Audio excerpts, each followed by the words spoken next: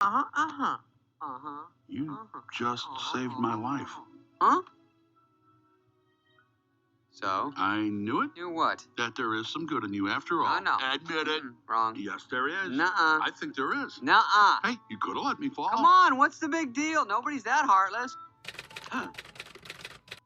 Yeah, don't read too much into it. It was a one-time thing. Right, sure. Charles Horton Cooley, a sociologist working in the early 20th century, proposed the looking glass self theory. It implies that our perception of how other people view us is the source of our own identity. Our sense of self is largely shaped by our assumptions about how other people perceive us. Our perception of ourselves via their eyes is the starting point for the feelings we experience, depending on our assumptions about their thoughts. And lastly, it is from these perceptions that we construct our identity. Understanding how our sense of self evolves in response to interactions with others and the ways in which social influences impact human behavior may be attributed in large part to Cooley's theories, which have had a profound impact on the field of social perception. The funny thing about this is that all this process is being made in our heads. We don't even have to ask someone else for their opinion about ourselves. Instead, we just assume and act on what we might think people think about us. This concept is not old. I'm sure people in old Greece were self-conscious of the way their tunics look.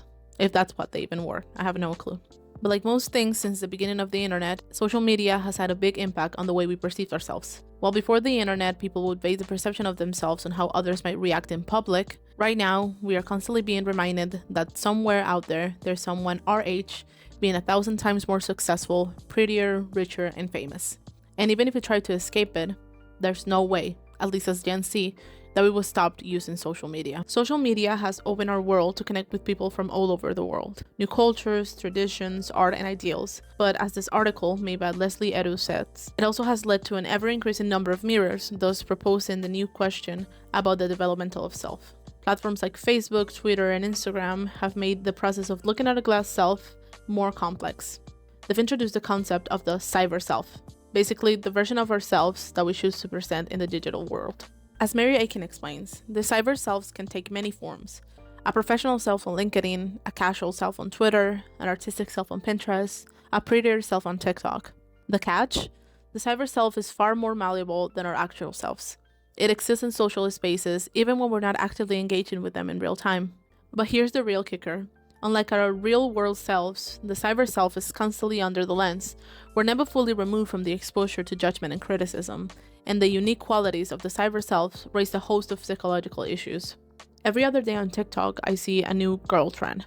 The clean girl look, downtown girl, soft girl, dark and light academia girl. Because as a good philosopher once said, girls are walking, girls are blogging, dinner is girl, 40-year-old men are baby girls. We are in a girl economy. The list goes on. It's like we must put each other in cliques they belong to. With this, we are in a state of self-consciousness that is constant.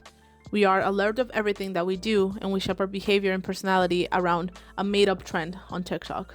And obviously, this is reinforced by the market, who capitalize on every new trend. Now you have the marketing intern at Duolingo telling you that the clean girls do their lessons. We also experience FOMO because everyone else has the trendiest clip that's $60. According to my research, individuals may feel an increased sense of urgency to remain in digital spaces, possibly at the cost of developing their real-world selves. The amount of curation of online identities that we go through becomes a big deal. And with all these multiple digital platforms, it also splinters. It's not like we are just one person.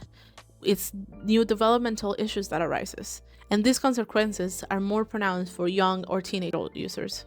The emotional toll of constantly adjusting our cyber self to fit this standard is real, and it changes the distinction between our real and virtual identities. Mindfulness of our online actions and material is essential for maintaining a healthy self-image in the digital era. True self-expression and real relationships should be fostered.